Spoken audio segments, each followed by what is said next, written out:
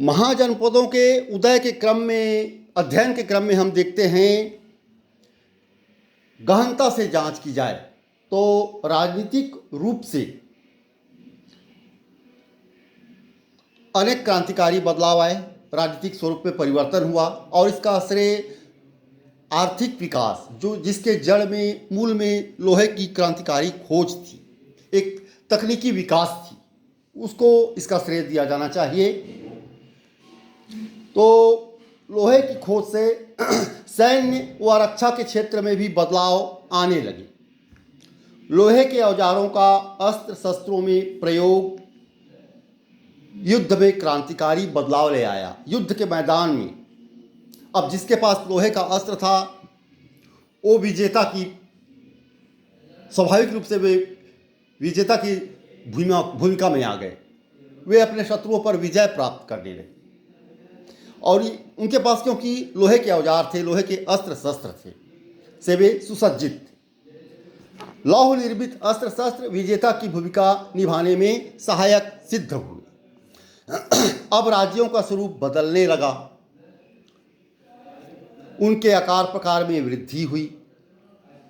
यहाँ ये उल्लेख कर देना उचित होगा कि मात्र लोहे के अस्त्र शस्त्रों ने ही राजनीतिक स्वरूप में बदलाव व महाजनपदों के उदय में भूमिका निभाई, ऐसा नहीं कहा जा सकता। लेकिन ये एक बहुत बड़ा कारक था, इससे प्रभावोत्पादक भूमिका अवश्य अदा की लोहे की क्रांतिकारी खोज ने। अब राजनीतिक स्वरूप, जैसे परिवार छोटी इकाई होती थी वैदिक काल के आरंभ में, और बड़ी इकाई जन या कबीला हुआ करती थी, तो अब राजनीतिक इकाई का रूप कुल, विश्व, ग्राम, जन या कबीला, फिर जनपद और उससे भी बड़ा महाजनपद हो गई। तो भारत में वैदिक काल में 16 महाजनपदों का उल्लेख मिलता है और इनके जानकारी प्राप्त करने के महत्वपूर्ण स्रोत हैं, साहित्यिक स्रोत हैं। बौद्ध धर्म ग्रंथ में अंगुत्तर निकाय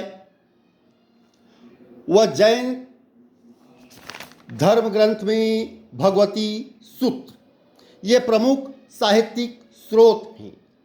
महाजनपदों की इतिहास की जानकारी के दो प्रमुख साहित्यिक स्रोत हैं, बौद्ध धर्म में अंगुत्तर निकाय, जैन धर्म में भगवती सूत्र। इस प्रकार 16 महाजनपदों का उल्लेख हमें मिलता है। धन्यवाद।